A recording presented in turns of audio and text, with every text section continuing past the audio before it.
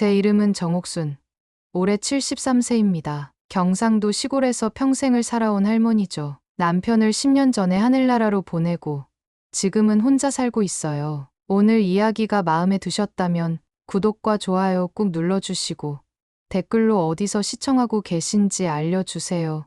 오늘 하루도 행복하시길 바라겠습니다. 아들 지훈이가 하나 있습니다. 45살인 지훈이는 지방 공무원으로 일하면서 서울 근교에 살고 있어요. 며느리 미진이와 결혼해서 손자 둘을 키우고 있죠. 매일 아침 저는 마당에 나가 닭들한테 모이를 줍니다. 그리고 작은 텃밭에서 고추, 배추 같은 채소들을 키워요. 저녁이 되면 대문 앞 평상에 앉아서 마을 입구 쪽을 바라보곤 해요. 혹시나 지훈이가 깜짝 놀러오지 않을까 하는 마음으로요. 하지만 지훈이는 한 달에 한 번 정도 짧은 안부 전화만 할 뿐이에요. 그마저도 항상 바쁘다며 5분도 안 돼서 끊어버리죠. 어머니, 몸은 괜찮으시죠? 저 바빠서 나중에 다시 전화드릴게요. 이웃 할머니들과 만나면 자식 이야기가 빠지지 않아요. 김 할머니는 딸이 매주 와서 반찬을 해준다고 자랑하고 박 할머니는 아들이 용돈을 많이 준다고 해요. 저는 그럴 때마다 입을 다물고 있었어요. 사실 저도 알고 있었거든요. 지훈이보다는 며느리 미진이가 문제라는 거요. 처음 결혼할 때는 착한 며느리인 척했는데 몇 년 지나니까 본색을 드러내더라고요. 명절에도 어머니, 저희가 바빠서 올해는 못 갈 것 같아요 라는 전화만 와요. 저는 혼자서 차례상을 차리고 혼자서 절을 올렸어요. 그렇게 외로운 하루하루를 보내고 있었는데 그때는 몰랐죠. 며느리가 저한테 그런 끔찍한 일을 저지를 줄은. 그 무렵 며느리 미진이는 남편 지훈이한테 이상한 말들을 하고 있었어요. 나중에 알게 된 일인데 그때부터 악마 같은 계획을 세우고 있었던 거예요. 미진이는 겉으로는 저를 걱정하는 척했어요. 지훈이 앞에서 말이죠. 여보, 어머니 목소리가 요즘 좀 이상하지 않아?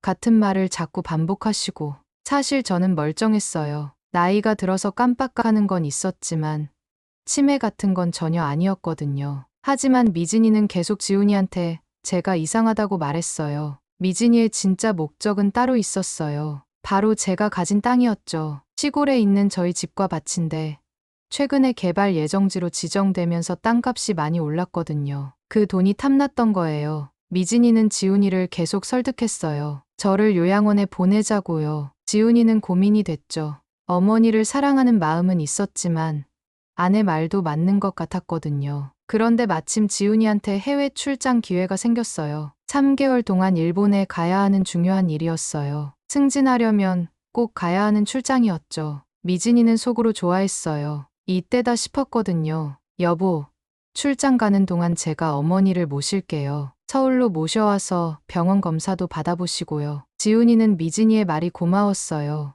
효부인 아내가 어머니를 돌봐주겠다니까요. 하지만 미진이의 눈빛에는 차가운 계산만 있었어요. 시어머니를 어떻게 처리할지 이미 계획을 세워두고 있었거든요. 지훈이가 출장을 떠나기 전날 저한테 전화를 했어요. 어머니, 제가 일본으로 출장을 가게 됐어요. 그동안 미진이가 어머니를 서울로 모셔가서 함께 지내자고 하는데 어떠세요? 저는 얼마나 기뻤는지 몰라요. 오랜만에 아들 집에서 며느리, 손자들과 함께 지낼 수 있다니까요. 손자들 얼굴도 보고 싶고 맛있는 것도 해주고 싶었어요. 그래, 좋다. 손자들 얼굴 보고 싶었는데 잘 됐네. 일주일 후에 미진이가 직접 차를 몰고 시골로 저를 데리러 왔어요. 그날 미진이는 정말 친절했어요. 웃는 얼굴로 저를 반겼거든요. 어머니, 안녕하세요. 서울 가서 맛있는 거 많이 해드릴게요. 저는 기분이 좋아서 옷 가지며 필요한 것들을 챙겨서 미진이 차에 탔어요.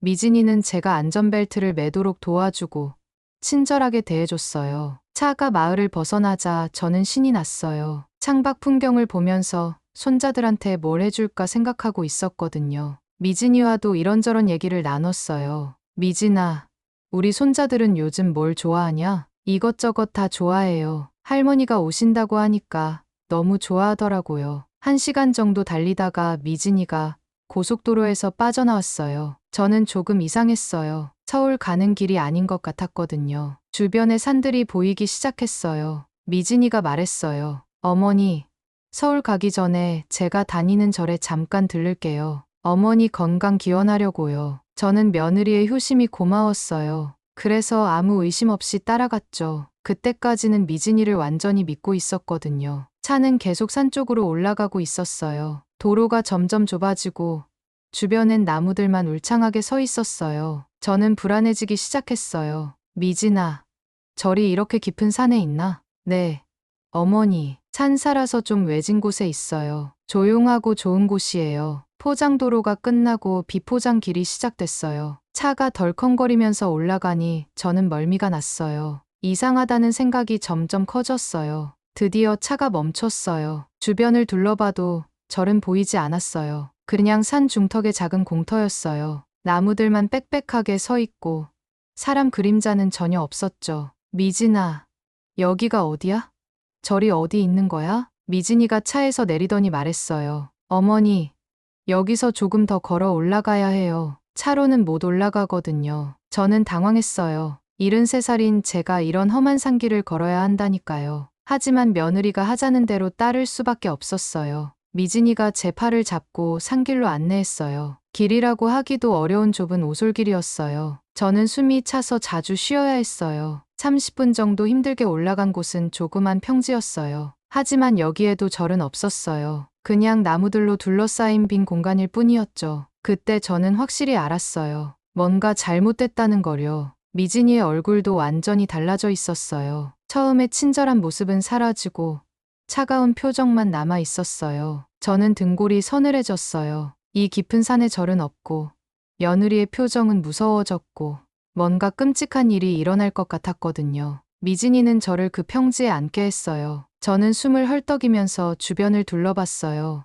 어디에도 절 같은 건 보이지 않았어요. 그때 미진이가 갑자기 제 가방을 뒤졌어요. 그리고 제 휴대폰을 꺼내더니 자기 가방에 넣어버렸어요. 내 핸드폰을 왜 가져가? 미진이는 차가운 목소리로 말했어요. 어머니, 여기서 좀 기다리고 계세요. 저는 급히 일어나려고 했어요. 하지만 오래 걸은 탓에 다리에 힘이 없었어요. 미진이는 저를 돌아보지도 않고 온 길로 내려가기 시작했어요. 미진아, 어디 가는 거야?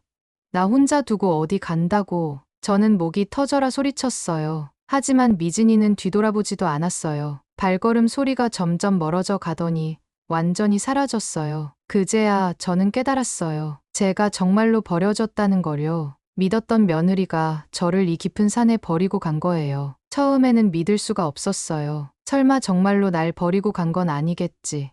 곧 돌아올 거야 하면서 기다렸어요. 30분, 1시간이 지나도 미진이는 나타나지 않았어요. 해가 지기 시작했어요. 산속은 금세 어두워질 텐데 저는 여기서 어떻게 해야 할지 막막했어요. 73살인 제가 혼자서 이 깊은 산을 빠져나간다는 건 불가능해 보였어요. 하지만 저는 포기할 수 없었어요. 여기서 죽을 수는 없었거든요. 손자들도 다시 보고 싶고 미진이가 저한테 한 일을 세상에 알려야 했어요. 저는 일어서서 미진이가 내려간 길을 찾아보기 시작했어요. 어떻게든 살아서 내려가야 한다고 마음먹었어요. 저는 기억을 더듬어가며 미진이가 올라온 길을 찾아봤어요. 하지만 산길은 여러 갈래로 나뉘어 있었고 어느 쪽이 맞는 길인지 도저히 알 수가 없었어요. 그래도 포기할 수는 없었어요. 저는 굵은 나뭇가지를 주워서 지팡이로 삼고 조심스럽게 한쪽 길을 택했어요. 73살 다리로 험한 산길을 걷는 건 정말 힘들었어요. 10분도 안 걸었는데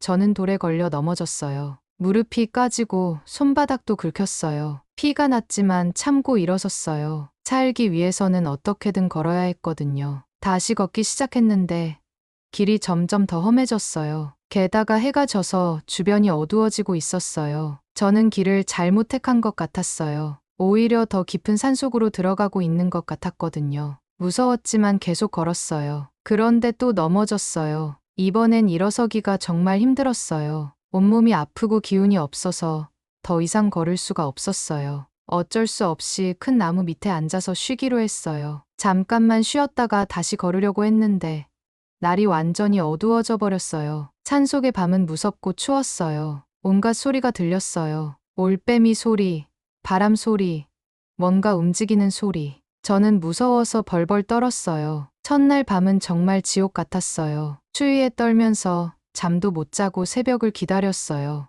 해가 뜨면 다시 길을 찾아서 내려가야 한다고 생각하면서요. 그런데 새벽이 되니까 목이 너무 말랐어요. 물을 마시지 못해서 입술이 바짝 말랐어요. 이대로 가다간 목말라 죽을 것 같았어요. 둘째 날 아침, 저는 물을 찾아 헤맸어요. 다행히 근처에서 물소리가 들려서 따라가 보니 작은 개울이 있었어요. 저는 손으로 물을 떠서 마셨어요. 차갑고 깨끗한 물이 목을 적셔주니 조금 살 것 같았어요. 하지만 이제 배가 고팠어요. 어제부터 아무것도 못 먹었거든요. 주변을 둘러보니 도토리가 몇 개 떨어져 있었어요. 저는 그걸 주워서 돌로 깨뜨려 먹었어요. 떫고 쓴맛이 났지만 어쩔 수 없었어요. 나무집도 뜯어서 씹어봤는데 너무 써서 삼키기 힘들었어요. 그래도 굶어 죽을 수는 없으니까 참고 먹었어요. 저는 다시 길을 찾으려고 했어요. 어제 다친 무릎이 아팠지만 참고 걸었어요. 그런데 걸으면 걸을수록 더 깊은 산으로 들어가는 것 같았어요. 셋째 날에도 똑같았어요. 조금씩이라도 움직여서 사람 있는 곳으로 가려고 했는데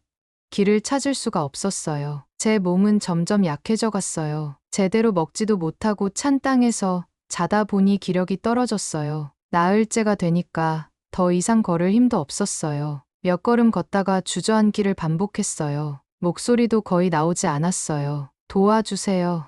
누가 좀 도와주세요. 아무리 소리쳐봐도 메아리만 돌아올 뿐이었어요. 이 깊은 산에는 저 말고는 아무도 없었어요. 닷새째 아침, 저는 의식이 흐릿해진 상태로 나무에 기대어 있었어요. 이제 정말 마지막인 것 같았어요. 눈을 뜨기도 힘들고 몸을 움직일 수도 없었어요. 하지만 저는 끝까지 포기하지 않았어요. 미진이가 저한테 한 일을 세상에 알려야 했거든요. 이런 악행이 그냥 묻혀서는 안 된다고 생각했어요. 그때 저 멀리서 사람 목소리가 들려왔어요. 처음에는 환청인 줄 알았어요. 하지만 목소리가 점점 가까워지고 있었어요. 야, 저기 사람 있는 것 같은데? 두 명의 등산객이 저를 발견한 거였어요. 그들이 급히 저한테 달려왔을 때 저는 눈물이 주르륵 흘러내렸어요. 살았다는 안도감과 기쁨이 한꺼번에 몰려왔거든요. 할머니, 괜찮으세요?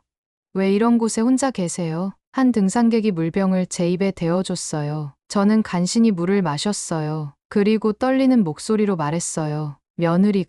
며느리가 나를 여기 두고 갔어요. 등산객들은 깜짝 놀랐어요. 73살 할머니를 이런 깊은 산에 혼자 두고 간다는 건 살인이나 다름없는 일이었거든요. 할머니, 지금 119에 신고할게요. 빨리 병원에 가셔야 해요. 그들은 즉시 구조 신고를 했어요. 하지만 구급차가 올 수 있는 곳까지는 한참 멀었어요. 등산객들이 저를 번갈아 가며 업고 산을 내려가야 했어요. 1시간 넘게 걸려서 드디어 구급차가 기다리는 곳에 도착했어요. 저는 즉시 병원으로 이송됐어요. 의료진들은 제 상태를 보고 심각하다고 했어요. 저체온증에 심한 탈수, 영양실조, 조금만 늦었으면 정말 위험할 뻔했다고 하더라고요. 저는 집중치료실에서 치료를 받으며 다짐했어요. 이제 미진이가 저한테 한 일을 반드시 세상에 알리겠다고요. 그 악녀는 자기가 한 일에 대한 대가를 치러야 해요. 저는 그 의지 하나로 5일 동안 버틴 거였어요. 병원에서는 제 신원을 파악하려고 애를 썼어요. 다행히 제 가방에서 신분증을 찾을 수 있었어요. 간호사가 지훈이한테 연락을 시도했지만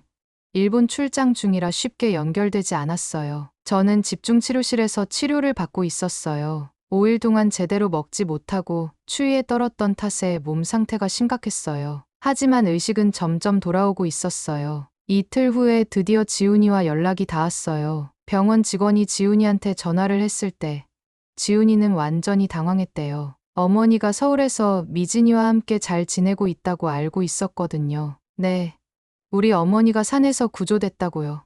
그게 무슨 말씀이에요? 지훈이는 급히 출장을 중단하고 한국으로 돌아왔어요. 승진의 중요한 출장이었지만 그런 건 생각할 여유가 없었어요. 공항에서 바로 병원으로 달려왔어요. 지훈이가 병실 문을 열고 들어왔을 때 저는 그제야 아들을 보고 울기 시작했어요. 그동안 얼마나 무서웠는지, 얼마나 죽을 뻔했는지 모든 감정이 한꺼번에 터져 나왔어요. 저는 떨리는 목소리로 그동안 있었던 일을 다 말했어요. 미진이가 절에 가자며 저를 속여서 깊은 산으로 데려갔다는 것, 그리고 저를 거기 버리고 혼자 가버렸다는 것을요. 지훈이는 믿을 수 없다는 표정이었어요. 자기 아내가 그런 끔찍한 일을 저질렀다는 게 현실로 받아들여지지 않는 것 같았어요. 하지만 저는 확실히 증언했어요. 미진이가 저한테 한 모든 일을요. 그때 지훈이는 깨달았어요. 자기가 그동안 얼마나 큰 착각을 하고 있었는지를요. 효부라고 생각했던 아내가 사실은 악마 같은 여자였다는 거요. 지훈이는 바로 경찰서에 신고를 했어요. 자기 아내가 어머니를 산에 버려두고 왔다고요. 경찰도 처음에는 믿기 어렵다는 반응이었어요.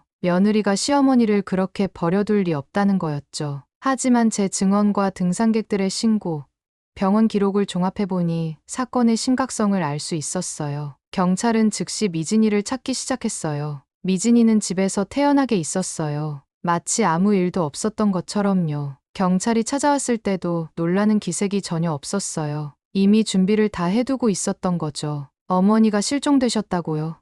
어떻게 된 일이에요? 미진이는 연기를 하기 시작했어요. 걱정되는 며느리인 척하면서요. 경찰한테 거짓말을 늘어놨어요. 경찰이 상황을 설명하자 미진이는 깜짝 놀라는 척했어요. 그리고 자기만의 거짓 시나리오를 만들어서 말했어요. 그날 절에 모시고 갔는데 어머니가 갑자기 어디론가 가버리셨어요. 치매 증상 때문에 길을 잃으신 것 같아요. 정말 뻔뻔한 거짓말이었어요. 미진이는 자기가 저를 일부러 버려두고 왔으면서도 마치 제가 혼자 길을 잃은 것처럼 꾸몄어요. 치매까지 핑계로 대면서요. 하지만 경찰은 이미 제 증언을 들었기 때문에 미진이의 말을 믿지 않았어요. 게다가 제 휴대폰이 미진이 집에서 발견됐거든요. 미진이는 그것도 핑계를 댔어요. 미진이는 끝까지 발뺌을 했어요. 자기는 정말로 어머니를 걱정해서 절에 모시고 갔을 뿐이라고요. 하지만 증거는 점점 쌓여가고 있었어요. 경찰은 철저하게 수사를 했어요. 미진이의 차량 블랙박스를 확인하고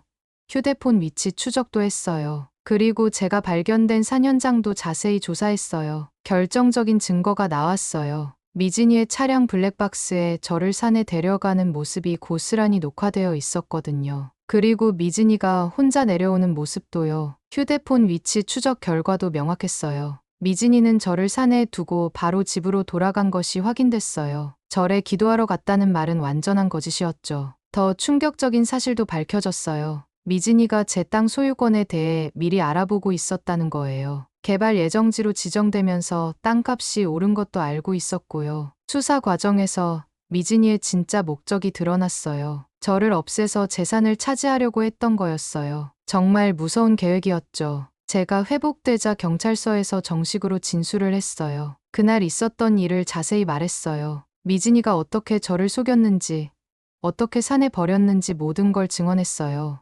미진이가 제 핸드폰을 빼앗고 저를 그 자리에 두고 갔어요. 미진이는 여전히 부인했지만 증거가 너무 명확했어요. 블랙박스, 휴대폰 추적, 제 증언까지 모든 게 미진이의 범행을 가리키고 있었어요. 결국 미진이는 유기치상 혐의로 구속됐어요. 73세 노인을 깊은 산에 버려두어서 생명을 위험에 빠뜨린 중대한 범죄였거든요. 지훈이는 자기 아내가 그런 악한 일을 저질렀다는 사실에 완전히 무너졌어요. 하지만 이제 진실이 밝혀진 이상 미진이는 반드시 처벌받아야 했어요. 샵챕터 12 법정에서의 최후 전 재판이 시작됐어요. 저는 법정에 나가서 증언을 했어요. 그동안 있었던 일을 차근차근 말했어요. 미진이가 어떻게 저를 속이고 산에 버렸는지를요. 미진이는 법정에서도 끝까지 발뺌을 했어요. 자기는 정말로 절에 기도하러 간 것뿐이라고요. 어머니가 치매 때문에 길을 잃은 거라고 주장했어요. 하지만 검사가 제시한 증거들은 명확했어요. 블랙박스 영상,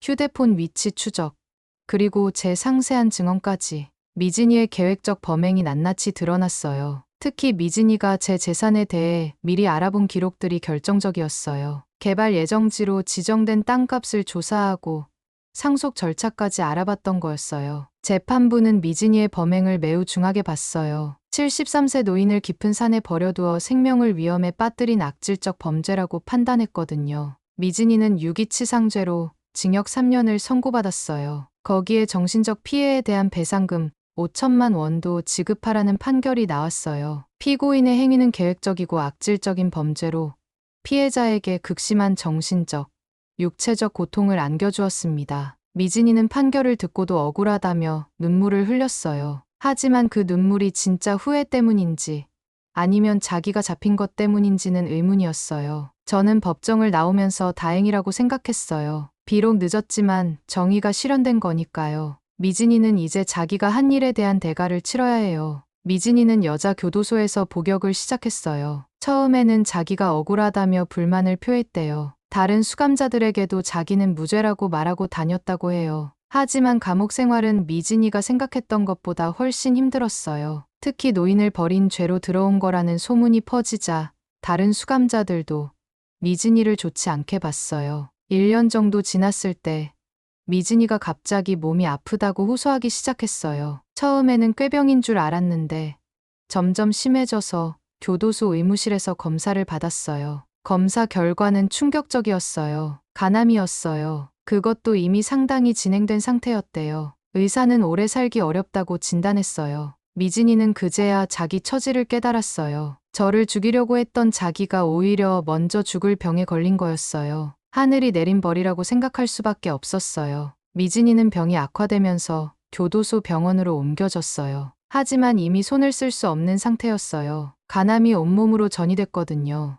미진이의 남편 지훈이도 아내의 병 소식을 들었지만 면회를 가지 않았어요. 어머니에게 그런 끔찍한 일을 저지른 아내를 용서할 수 없었거든요. 미진이는 극심한 고통 속에서 하루하루를 보냈어요. 진통제를 써도 아픔이 가시지 않았고 몸은 점점 말라갔어요. 과거에 저한테 했던 일들이 자꾸 떠올랐을 거예요. 저는 미진이가 병에 걸렸다는 소식을 들었을 때 복잡한 심정이었어요. 미워하는 마음도 있었지만 한편으론 불쌍하다는 생각도 들었어요. 하지만 이건 미진이가 자초한 일이었어요. 미진이의 병은 빠르게 악화됐어요. 2년째 되던 해에는 거의 일어날 수도 없는 상태가 됐어요. 교도소에서는 인도적 차원에서 병원으로 이송해서 치료받게 해줬어요. 하지만 이미 너무 늦었어요. 간암이 온몸으로 퍼져서 어떤 치료도 소용없는 상태였거든요. 의사들은 몇 개월 못 버틸 거라고 했어요. 미진이는 병원 침대에 누워서 지난 일들을 후회했을 거예요. 욕심 때문에 저한테 그런 끔찍한 일을 저질렀다가 자기가 이렇게 되었으니까요. 지훈이는 아내가 죽어간다는 소식을 들었지만